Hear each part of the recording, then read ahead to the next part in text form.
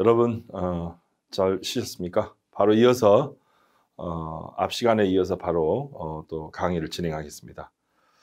여러분들이 그 지난주에 또 살폈던 내용을 다시 한번 좀 전체적인 맥락에서 살펴보고 함께 또 연구해보는 시간을 갖도록 하겠습니다. 통일 왕국 시대에 대해서 앞 시간에 잠깐 이야기를 했습니다만은 통일 왕국 시대는요, 이스라엘이 하나의 왕국으로서 분열되지 않은 상태의 나라였습니다. 그때는 사울, 다윗, 솔로몬이 통치하던 시대였다는 것을 우리가 좀 기억할 필요가 있겠습니다. 그럼 먼저 지난번에 살폈던 사울 왕에 대해서 먼저 보면은 대표적으로는 그는 준수한 예물을 갖고 있었고 겸손한 성품을 가진 사람이었다. 처음에는 아주 좋았습니다. 사울 왕에 대한 설명입니다. 그런데 이 사울 왕의 그 내용을 좀 디테일하게 좀 살펴보면 백성들은 겉모습만 보고 사울을 위대한 리더의 제목으로 판단하고 기대를 했었습니다. 하나님은 왕을 달라고 아우성치는 이스라엘 백성들에게 사울을 주셨죠. 전쟁에서 승리한 후에 사울은 자기 직위를 리더십으로 착각을 했습니다. 그러나 하나님은 그의 중심을 보셨죠. 사울은요, 죄를 범하고도 슬퍼하거나 회개했다는 기록이 없습니다. 여러분, 우리가 잘못할 수 있지만 회개를 한다면, 돌이킬 줄 안다면 그 사람은 계속 그 위치를 지켜갈 수 있는데 자신의 잘못을 인정하지도 않고 돌이킬 줄 모르는 사람이라면 리더로서의 자격이 없다. 성경은 그렇게 말하고 있습니다. 그저 사울과 블레셋의 전쟁 이야기가 이어지는 그런 모습을 볼 수가 있습니다. 사울을 제한한 요소를 한번 살펴볼 필요가 있는데요. 이 사울 왕이 먼저는 두려움에 사로잡힌 왕이었다는 것을 알 수 있습니다. 사울은요, 왕노릇을 시작할 때 뒤로 숨었고요, 두려워서 골리앗과 싸우지 못했습니다. 또 하나는요, 저급함이었어요. 사울은 기다릴 줄 못했습니다. 사무엘을 원래 기다려야 됐고 사무엘이 제사장, 선지자로서의 그 고유한 역할이 있습니다. 근데 그 제사 권한을 사울이 직접 하려고 했다는 거죠. 지금은 뭐 크게 문제되지 않지만 당시에는 제사장의 직무가 엄연하게 구분되어 있었기 때문에 그 역할을 함부로 이렇게 침범한 것에 대해서 하나님께서는 그가 아주 얼마나 무엄한 행위를 했는지를 지적해 주고 있는 거죠. 그는 또 충동적인 사람이었습니다. 성급하고요, 무모한 맹세를 했습니다. 여러분, 우리가 맹세하지 말지니라는 말이 있습니다. 하늘로도 땅으로도 그 무엇으로도 하지 말라고 했어요. 왜냐하면 사람이 맹세를 할 때 무모한 맹세를 하기가 쉽죠. 맹세는요, 할 필요가 없이 우리가 내가 말하면 상대방이 신뢰해 줄 수 있는 그런 평소의 삶으로 우리의 삶을 지켜나가는 것이 필요하죠. 근데 맹세를 해가지고 아들 요나단의 목숨이 위태로워진 적도 있었다는 점, 우리는 기억할 필요가 있습니다.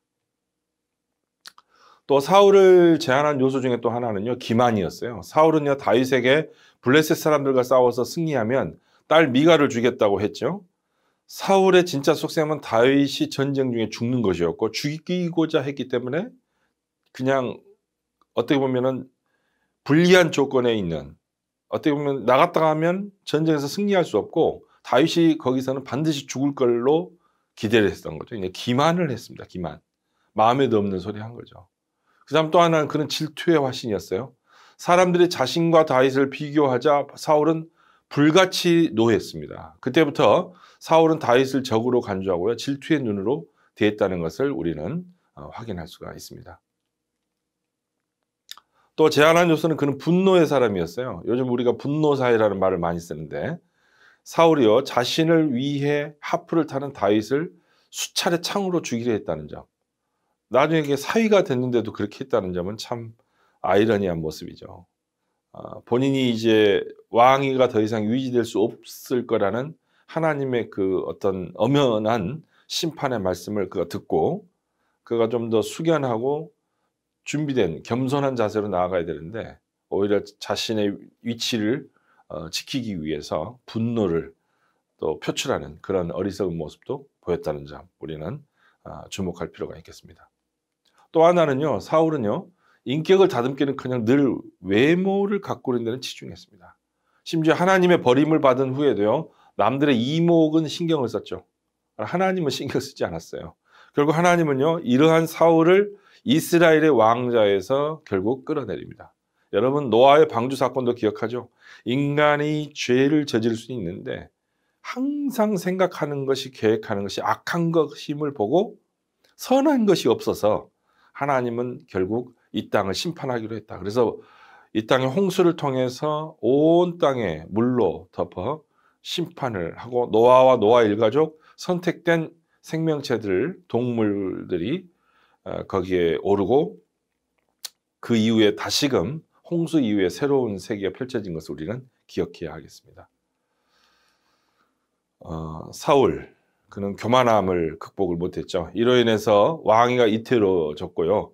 그의 간청에 대해 사무엘 선지자가 한 번 더 기회를 부여했었죠. 근데도 또 뭘 했습니까? 불순종을 했어요. 비참한 최후를 맞게 됩니다. 불순종, 그 결과는 비참한 최후였죠. 사울왕의 악신을 치료하기 위해서 드나들던 중에 골리앗과 대면한 이스라엘 장병들이 너무나도 무력하게 당하는 것을 목도합니다.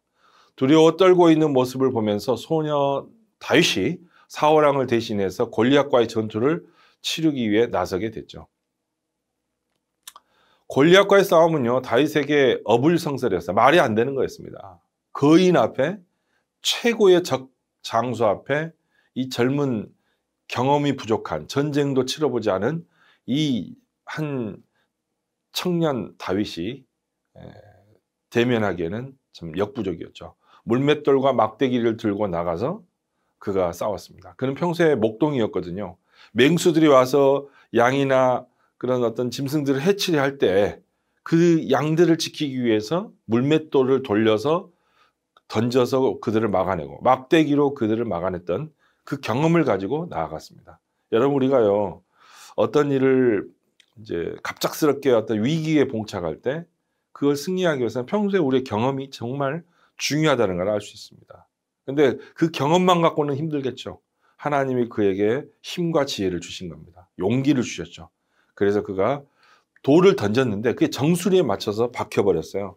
그러니까 어떻게 보면 우습게 보면서 거만 떨던 이 장수, 이 거인 장수 골리앗이 깜짝 놀라서 그냥 뒤로 나가 떨어졌죠. 그러니까 죽지는 않죠. 워낙 큰 거구니까. 그래서 골리앗의 칼을 뽑아가지고 그의 목을 쳐서 결국 다윗이 승리로 이끄는 이 승리로 인해서 이스라엘의 큰 기쁨과 감격, 승리의 감격을 주었죠. 이거는 우리가 잘 기억할 수 있는 부분입니다. 사울은요 시샘이 많았던 사람이었다고 했습니다. 사울은 천천히요 다윗은 만만이라.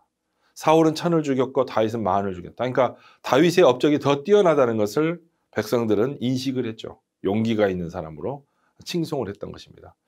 시샘한 이 사울왕이요 다윗을 죽이기 위해서 적진에 들어가서 수백의 전리품을 요구하기도 했습니다.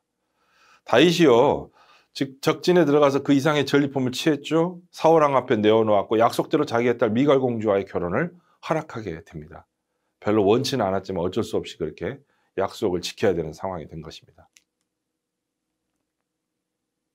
그러나요 결혼 당일 사울왕은요 결국 그 부하장수의 말에 귀를 기울이면서 다윗 왕을 죽이기로 이제 계획을 세우게 되죠. 그래서 이를 듣게 된 이 미갈 공주가 그 모의하는 모습을 본 거예요. 그래서 남편인 다윗이 죽게 됐으니 야밤 도주해라. 밤에 도주하라고 일러주게 됩니다. 그래서 가까스로 죽음을 면하게 되고 은신을 하게 되는데 이제 그가 나중에 사울왕이 죽기 이전에는 나타나지 않죠. 나타나기만 하면 죽이려고 하니까요. 그래서 평생 쫓겨다니는 신세로 살다가 때가 되었을 때 나중에 돌아오게 됩니다. 그러니까 게릴라전을 능숙하게 치르면서 그가 나중에 이스라엘을 다스릴 왕으로서 또 전쟁터에서는 장군으로서의 그 사명을 탁월하게 수행할 수 있는 준비를 하나님이 예비하신 어떤 하나의 단계였다. 여호와 일에 준비케 하신 하나님의 모습을 볼 수 있습니다. 다윗의 도피 여정 한번 보십시오. 얼마나 많은 곳을 다녔습니까? 예, 자신의 나라에서 있을 수가 없었어요. 적진의 나라까지 들어가가지고 그들이 또 알아보니까 잘못하면 위태로워질 수 있잖아요. 그래서 또 정신 나간 사람처럼 마치 미친 사람처럼 행색을 하기도 했고요. 그래서 가까스로 그런 위협으로부터 자신을 보호할 수가 있었습니다. 때가 될 때까지 그는 기다렸죠. 본인이 보복할 수 있었지만 그거를 기다렸던 것을 알 수 있습니다. 역대상 10장을 보면요. 사울 왕이 죽었다는 기록이 나옵니다. 길보아산에서 사울 왕과 사울의 아들 요나단의 죽음이 나옵니다. 그래서 10장 1절로 2절 그 내용 쭉 이하를 보면 그 내용이 나옵니다. 블레셋과의 전투. 다윗은 시글락에서 사울 왕과 요나단의 죽음 소식을 듣게 되죠. 근데 어떻게 보면 다윗이 기뻐해야 되잖아요. 자기를 죽이려고 하는 자가 죽었으니. 그렇지만 사울 왕의 죽음을 결코 기뻐하지 않았습니다. 오히려 블레셋 군대의 적진으로 들어가서 싸웠습니다. 시체를 수습해 가지고요. 고향으로 돌아와서 장사를 지내고 7일간 금식하며 진심으로 예도를 했다는 겁니다. 자신을 죽이려고 했던 장인도 아닌 장인이죠. 그렇지만 그를 위해서 일생을 정말 쫓겨다니는 신세로 지냈지만 그럼에도 애도하는 자세를 보였다. 참 어떻게 보면 귀한 모습이죠. 퀴즈 한번 내볼까요? 나는 누구일까요? 난 베냐민 지파 기스의 아들입니다. 다윗은 나의 사위이며 내 아들 요나단과 친한 친구죠. 나는 이스라엘의 첫 번째 왕입니다. 어리석게도 하나님의 말씀에 불순종해서 하나님께 버림을 받았죠. 난 키가 크고 얼굴도 아주 잘생겼습니다. 외모가 준수하다고 했죠. 누굴까요? 사울 왕입니다. 사울 왕. 이스라엘의 최초 왕입니다. 통일 왕국 시대 첫 번째 왕 사울 왕의 모습을 우리가 함께 만나볼 수 있습니다. 결국요. 다윗은 사울 왕이 죽은 뒤에서야 이스라엘 2대 왕으로 추대가 되죠. 그래서 나라를 다스리니 태평성대의 강력한 이스라엘이 되었습니다. 그러니까 그가 2대 왕이 된 겁니다. 다윗 왕. 다윗을 제한하지 못한 요소가 있어요. 데이빗이라고도 하죠. 영어로 beloved one, 사랑하는 자. 다윗은요 집에서부터 한계에 봉착했죠. 사무엘이 이스라엘의 차기 왕을 고르려고 다윗의 부친 이새에게 아들들을 모두 불러 모으게 했지만은요 다윗은 좀 볼품없다고 생각했어요. 막내니까 야 너는 오지 마 제외시켰습니다. 사무엘이 여기 네 자녀 중에 아들들 중에 왕이 있다 이렇게 했는데도 불러 모으질 않았어요. 그래서 동구 밖에 나가서 목동이었으니까 그가 이제 양을 지키고 있었죠. 그랬던 외모는 어떻게 보면 볼품 없었죠. 사울과는 정반대죠. 사울 왕은 외모는 너무나도 준수했어요. 볼품이 있었습니다. 키도 보통 장정에 머리 하나가 더 있었는데 키가 굉장히 훤칠한 사람이었어요. 그렇지만 하나님은 그의 외모로 취하지 않고요. 다윗의 중심을 본 겁니다. 그래서 다윗은요. 지금도 다윗의 별 그게 이스라엘의 국기에 달려 있잖아요. 다윗은요. 이스라엘의 최고의 왕이었어요. 그걸 우리는 기억해야 합니다. 다윗을 제한하지 못한 요소 두 번째, 그는 어떻습니까? 상관이었어요. 사울은 끊임없이 다윗의 리더십과 능력을 억누르려고 했죠. 골리앗과 싸우겠다는 다윗에게 사울이 뭐라고 말했습니까? 네가 가서 저 블레셋 사람과 싸우기에 능치 못하리니 무시당했어요. 야 너는 안 돼. 네가 어떻게 저 블레셋 사람과 싸우냐? 아무도 나가서 다 나가 떨어졌거든요. 한 번에 그냥 단칼에 목이 달아났었습니다. 그 사울은요 자신의 무거운 갑옷을 소년 다윗에게 입히려 했지만 나중에는 다윗을 아예 적으로 선포했습니다. 오랜 세월 그를 죽이려고 온갖 방법을 동원했죠. 이게 사울의 모습이었는데 그 사울의 상관이었던 사울의 그런 요소조차도 자신을 제한하지 못했다. 또 하나의 제한하지 못한 요소를 볼까요? 배경입니다. 우리가 또 백이 있어야 된다. 백그라운드가 좋아야 된다. 그런 말 하잖아요. 사울은요 대단한 가문 출신이었어요. 그의 아버지는요 필시 지주, 정말 땅이 많은 지주였고요. 족장이었고 전시에는 사령관이었지만은 다윗은 가난한 양치기 집안의 출신이었습니다. 여러분 가장 가난한 사람들 그 당시 양치기를 했거든요. 다윗을 고결한 혈통이나 강력한 지위와는 전혀 상관없는 베들레헴 사람 이새의 아들로만 묘사를 했습니다. 뭔가 묘사해 줄 게 없는 거예요. 게다가 그는 장남도 아니었고요. 가장 어린 8번째 막내 아들이었습니다. 그러니까 뭐 하나 장자도 아니고 뭐 내세울 게 아무것도 없는 너무나도 백그라운드, 백이 없는 요즘 말로 하면 백이 없는 사람이었죠. 볼품 없는 집안이었습니다. 근데 하나님이 그를 귀하게 세웠다는 점을 기억해야 합니다. 또 뭐가 있습니까? 어린 나이였어요. 어떻게 보면 청소년 나이였습니다. 그때 나갔을 때가. 경험도 아주 미숙했고요. 전쟁은 치러본 적이 없죠. 사무엘에게 기름 부음을 받을 때 다윗은요 일개 소년에다가 양떼 말고는 누구도 리드해 본 적이 경험이 없었습니다. 양치는 경험만 해본 거죠. 다윗은요 전쟁에 나가 본 적도 없고요. 이런 이유로 사람들은 다윗을 깔보고 가소평가했습니다. 근데 그러한 모든 것들을 다 극복했다는 점 우리는 기억해야 할 필요가 있습니다. 다윗이 재난을 극복한 요소 한번 볼까요? 극복을 했어요. 전투경에 없던 다윗은요 목동의 경험과 물매 또 돌리는 기술에 관한 경험, 강력한 맹수인 사자와 곰을 무찔렀던 경험을 가지고 용기와 자신감과 믿음을 쌓았습니다. 전투 경험의 미숙함을 극복하는 하나의 작은 경험들이 자기에게 있었던 거죠. 엘라 골짜기에 주둔한 채요 블레셋 군대 앞에서요 40일 동안 골리앗의 모욕을 들으면서 벌벌 떨었던 이스라엘에게 승리를 안겨주고 이스라엘 전사들은요 블레셋 군대를 대파하는 그런 어떤 승전고를 이루게 되죠. 사무엘상 17장에 이 내용이 나와 있습니다. 또 다윗이 재난을 극복한 요소 두 번째입니다. 다윗의 리더십으로 백성들은 하나님의 은혜만 있으면 불가능이 없다는 사실을 믿기 시작했고 전쟁 승률은 점차 상승했습니다. 다윗은요 7위 말년에 이스라엘과 유다 지방을 통했고 에돔과 모압, 암몬, 소방의 모든 왕들을 굴복시켰죠. 그리고요 그 실로 국력은요 엄청난 성장을 이루었던 것을 알 수가 있습니다.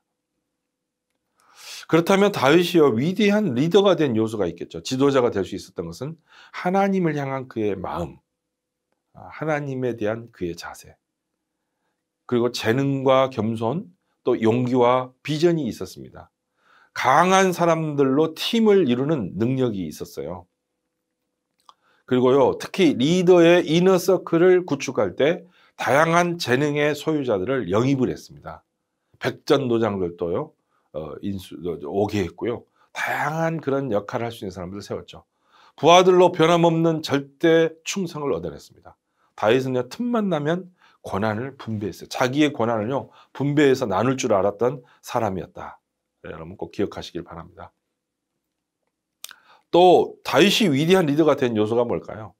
다윗의 역할 목록을 보면요 선지자 나단에게는 선지자로서, 사독 아비멜렉에게는 제사장으로서, 사관, 또 여호사밧 서기관, 또 군대 장관, 그레나렛과 블렛 사람을 관찰하는 책임자 분하야, 감역관, 또 대신들, 이의 다른 용사들, 다윗의 용사들을 각각 이렇게 역할을 부여했던 사람이라는 거죠. 역할 분배를 잘했습니다. 말씀드렸습니다만 다윗의 별, 이거는 실은 이스라엘 국기에 달린 겁니다. 다윗은 위대한 왕의 한 사람이죠. 그가 물론 나중에 왕이 된 다음에 실수한 적이 있었습니다. 부족함이 있었지만 그를 귀하게 본 겁니다. 다윗의 계보를 한번 볼까요? 다윗은요 그의 그 자녀들이 그 부인인 밧세바를 통해서 솔로몬을 나중에 낳게 되는데, 의미 있는 그 인물은 밧세바 통해서 솔로몬을 낳고요. 나중에 자신에게 문제를 일으켰던 아들도 있죠. 압살롬 같은 또 암논 같은 그런 문제를 일으킨 일도 있었습니다. 다윗이요 이제 왕이 됐습니다. 근데 이게 잘 나갈 때 우린 조심해야 돼요. 다윗도요 연약한 점이 있었던 거죠. 어느 날 다윗이요 왕궁의 성루에 올랐습니다. 높은 성에 그 왕이 보통 살았거든요. 왜냐하면 과거에는 재래식 무기잖아요. 화살을 날렸을 때 아래에서 위로는 잘 그 맞추기가 어렵잖아요. 근데 위에서 아래로는 공격의 위험이 있기 때문에 항상 성 가장 높은 곳에 성이 있었고 거기에 왕이 머물렀습니다. 산책하던 중에요 우연히 목욕하던 여인 부하장수 우리야 장군의 아내인 밧세바를 보게 된 거예요. 근데 그를 불러드립니다. 처음에 잘 몰랐겠죠 누군지. 근데 불러드렸는데 보니까 부하장수 아내인데 너무 아름다운 거예요. 그러니까 남의 부인을 취하는 것은 아무리 왕이라도 그거는 율법을 어기는 죄악된 모습이었어요. 근데 자주 만나다 보면 어때요? 그 보통 우리가 유혹을 미리 차단을 해야 되는데 그 환경을 자꾸 만들다 보면 넘어지게 돼 있습니다. 이 다윗도 넘어진 거죠. 근데 그것을요, 빨리 돌이켰어야 되는데 이도 연약함이 있는지라 은폐를 했어요. 은폐를 하다가 어떻게 됐을까요? 은폐는 결국 많은 문제점을 낳게 되죠. 결국요, 다윗은요, 자신의 충성스러운 부하 장수인 우리아를 전쟁터에서 죽게 만들었어요. 의도적으로 그가요, 포위돼서 죽게 만들었어요. 살인까지 저질렀습니다. 그렇지 않으면 본인이 자신이 남편이 있는 아내를 범한 게 되기 때문에 율법을 피하기 위해서 남편 없는 아내, 여자를 만들면 과부가 되면 그 여인은 결혼할 수 있었거든요.